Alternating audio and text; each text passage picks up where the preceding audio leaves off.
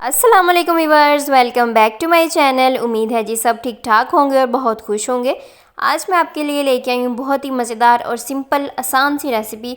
आज हम बनाएंगे फ्रूट केक। इसको आप टी केक भी कह सकते हैं, टूटी फ्रूटी केक भी कह सकते हैं। इसको आप टी पार्टीज़ में बना के इंजॉय कर सकते हैं। इस टी केक को किस तरह हम बगैर बेकिंग सोडे के इतना मज़ेदार और अच्छा बनाने वाले हैं, इसके लिए आपने वीडियो को लास्ट तक देखना है, बिल्कुल भी स्किप नहीं करना। इंग्रेडिएंट्स की सारी क्वांटिटी ग्राम्स में डिस्क्रिप्शन बॉक्स में मौजूद है, आप वहां से भी देख सकते हैं। ग्राम्स के अलावा हम मेजरिंग कप्स में भी इंग्रेडिएंट्स की मेजरमेंट देख लेते हैं। केक बनाने के लिए मैंने यहाँ 3 अदद अंडे लिए हैं। अंडे आपने ठंडे इस्तेमाल नहीं करने, रूम टेम्परेचर पे पड़े हुए होने चाहिए। अगर अंडे फ्रिज में पड़े हैं तो इनको यूज़ करने से आधा घंटा पहले फ्रिज से निकाल लीजिएगा। 3/4 कप मैंने पाउडर शुगर ली है। 120 ग्राम मैंने ग्रैनुलेटेड शुगर ली थी, इसको मैंने पीस लिया। ये पीसने के बाद 3/4 कप के करीब है। 1 कप मैंने मैदा लिया है, इसको मैंने अच्छे से छान के साफ़ कर लिया है। 1/2 कप मेल्टेड घी लिया है। कोशिश करें कि जब भी आप घी को यूज़ करें, स्पेशली बेकिंग में, तो इसको मेल्टेड ही यूज़ करें, इससे क्वांटिटी ज़्यादा प्रिसाइज़ रहती है। 3 टीस्पून मैंने स्लाइटली भर के बेकिंग पाउडर लिया है। फ्यू ड्रॉप्स हम वनीला एसेंस के यूज़ करेंगे, आप किसी भी कंपनी का यूज़ कर सकते हैं। ग्राम्स में इंग्रेडिएंट्स की सारी क्वांटिटी डिस्क्रिप्शन में मौजूद है। अब हम नेक्स्ट इंग्रेडिएंट्स की तरफ चलते हैं। यहाँ मैंने थोड़ा सा मैदा लिया है, जिसमें हम अशरफियों को कोट करेंगे। यहाँ मैंने ग्रीन और रेड कलर में अशरफियाँ ली हैं, इनको हम टूटी फ्रूटी भी कहते हैं। इनको मैंने छोटे छोटे पीसीज में, क्यूब्स में काट लिया है। ये आपको ईज़िली किसी पंसार की दुकान से या स्टोर से मिल जाएंगी। इन 2 अशरफियों को हम बैटर के अंदर मिक्स करके यूज़ करेंगे। और ये मैंने मज़ीद छोटे छोटे पीसीज में कट की हैं, जिनसे मैं केक के ऊपर टॉपिंग करूँगी। चलें जी, अशरफियों को हम मैदे में कोट करने की तरफ चलते हैं। टूटी फ्रूटी को मैंने बड़े बॉल में शिफ्ट कर लिया है। इसके ऊपर थोड़ा सा मैदा ऐड करेंगे और चम्मच की मदद से इनको अच्छे से मिक्स कर लेंगे, ताकि अशरफियों के ऊपर अच्छे से मैदा कोट हो जाए। ये देखें जी, अशरफियों को मैंने अच्छे से कोट करके निकाल लिया है। अब जो दूसरी टॉपिंग के लिए शर्फियाँ मैंने ली थी वो इसमें ऐड करूँगी और उनको भी अच्छे से मैदे में कोट कर लूँगी। ये स्टेप ऑप्शनल है। जिन्हें शर्फियों को हमने टॉपिंग में यूज़ करना है, उनको अगर हम मैदे में कोट नहीं भी करते तो कोई मसला नहीं, आप इनको ऐसे भी यूज़ कर सकते हैं। ये देखें जी, मैंने इनको अच्छे से कोट करके निकाल लिया है।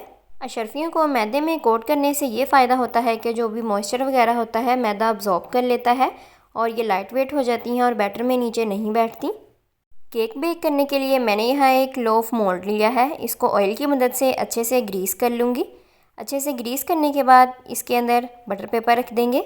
अगर आपके पास बटर पेपर नहीं है तो आप सिंपल पेपर भी यूज़ कर सकते हैं। ये देखें जी, मोल्ड को मैंने अच्छे से ग्रीस कर लिया है। अब हम केक का बैटर बनाने की तरफ चलते हैं, जिसके लिए सबसे पहले एक बड़े बाउल में घी शामिल करेंगे, इसमें चीनी शामिल करेंगे।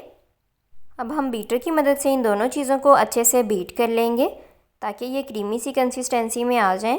घी और चीनी को हम 5 मिनट के लिए कंटिन्यूसली बीट करते जाएंगे, ताकि ये स्मूथ सी क्रीमी सी कंसिस्टेंसी में आ जाएं।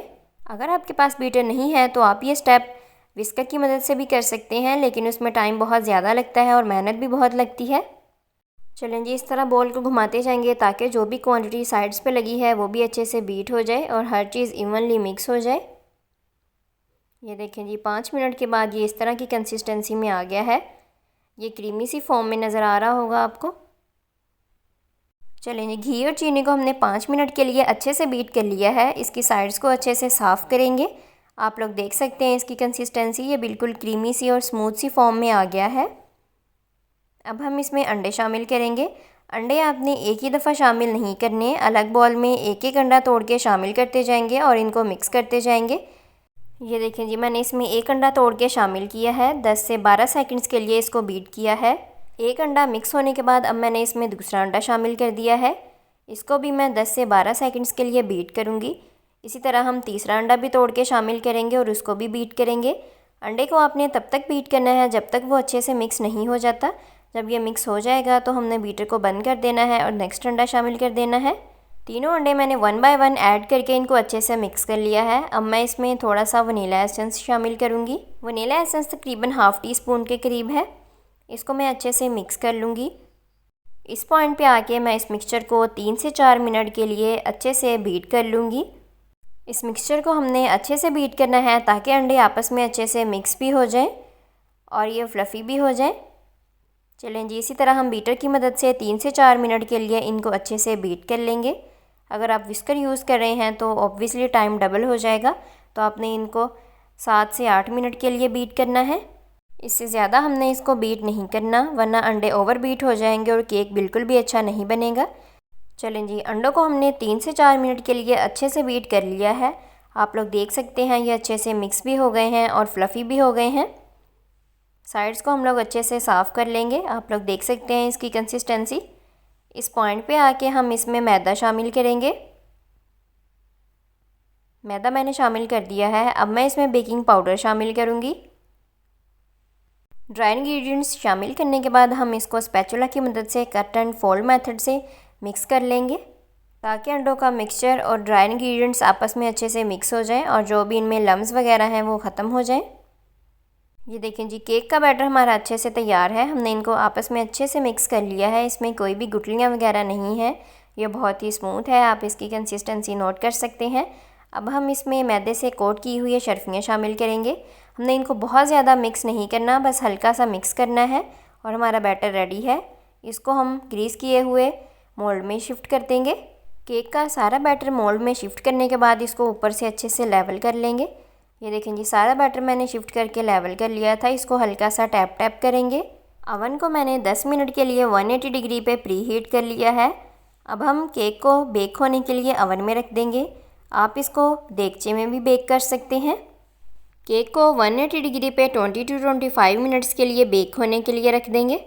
ये देखें जी, केक को बेक होते हुए 20 मिनट्स गुजर गए हैं। अब ये फुली बेक नहीं हुआ। इस पॉइंट पे आके हम इसमें टॉपिंग के लिए ऊपर टूटी फ्रूटी ऐड करेंगे। टूटी फ्रूटी ऐड करने के बाद दोबारा इसको हम बेक होने के लिए रख देंगे और थोड़े टाइम के बाद इसमें टूथपिक मार के चेक कर लेंगे। अगर ये साफ़ निकलती है तो इसका मतलब है कि हमारा केक अच्छे से बेक हो गया है और हम इसको अवन से निकाल लेंगे। ये देखें जी, हमारा केक तकरीबन 35 to 40 मिनट्स में अच्छे से बेक हो गया है। इसको मैंने टूथपिक मार के चेक कर लिया था। टूथपिक बिल्कुल साफ़ निकली थी। ये बिल्कुल अच्छे से बेक हो गया है। अब हम इसको किसी कपड़े की मदद से कवर करके रख देंगे, ताकि ये ठंडा भी हो जाए और ऊपर से ड्राई भी ना हो। ये देखें जी, केक हमारा अच्छे से ठंडा हो गया है।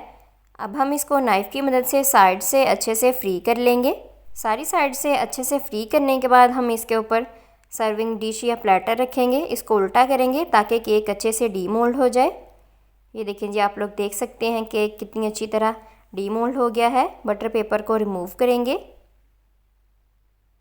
ये देखें जी, हमारा मज़ेदार सा खूबसूरत सा केक बनके तैयार हो गया है। अब हम इसको कट करेंगे और चाय के साथ सर्व कर लेंगे। ये देखें जी, माशाल्लाह हमारा केक कितना खूबसूरत कलरफुल सा बनके तैयार हो गया है। चाय के साथ हमने इसकी सर्विंग भी कर ली है। आप इसको टी पार्टीज़ में बना के ज़रूर ट्राई कीजिएगा, ताकि मेहमान इंजॉय करें और आपके घर वाले भी इंजॉय करें।